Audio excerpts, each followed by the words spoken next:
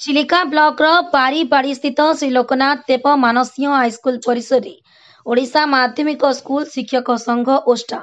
खोर्धा जिला पक्षर जिला स्तरीय 40तम शिशु उत्सव आज अनुष्ठित होती। मुख्य अतिथि भाव जिला शिक्षा अधिकारी विश्वनाथ तराई अनुष्ठानिक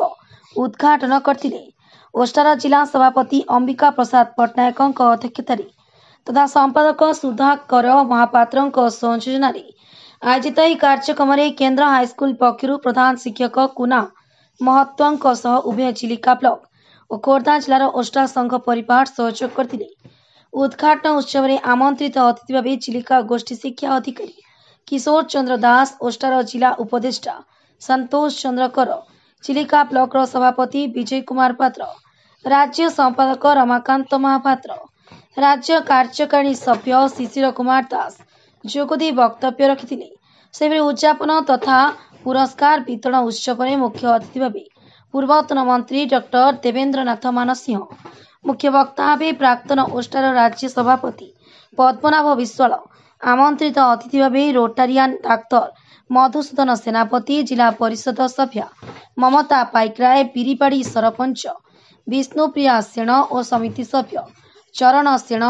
प्राक्तन नाचुणी कॉलेज इंग्राजी अध्यापक गंगाधर प्रधान सहित ओष्टार बहु वरिष्ठ पद अधिकारी जोगदे कृति विद्यार्थी को पुरस्कार वितरण करते। खोर्धा जिलार मोट 10टी ब्लॉक विभिन्न शिक्षानुष्ठान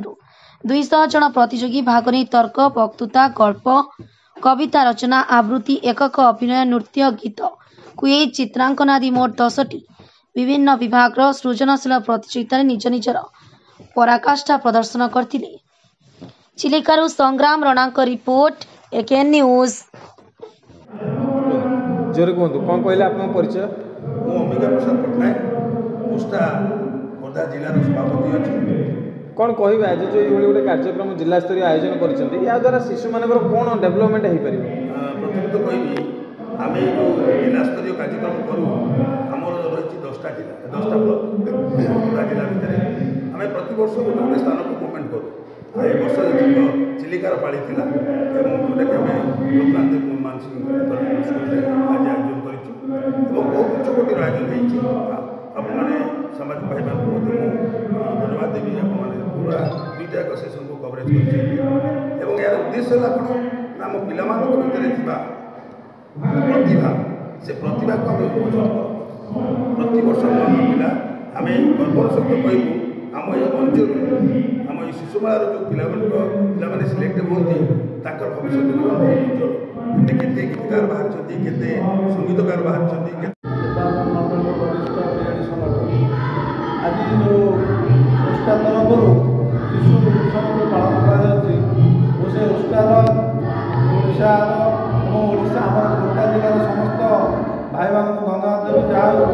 ये ओष्टा तरफ जो शिशु मानकर जो अंतर्निहित गुणावलीर विकास जो आज जो आयोजन कर बहुत धन्यवाद देती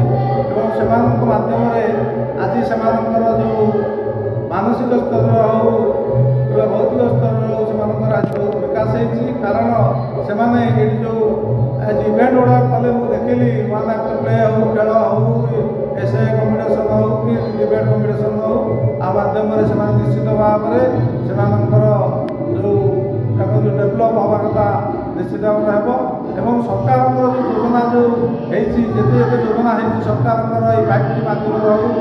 कि आम जो स्कूल रूपांतरण कर शहर टू शहर को ग्रामांचल सहित समान कर आज जो आमर ये श्री लोकनाथ देव मानसिंह विद्यापीठ में जो खोर्धा जिला तरफ आज ओष्टा तरफ आज जो आम शिशु महोत्सव पालन कर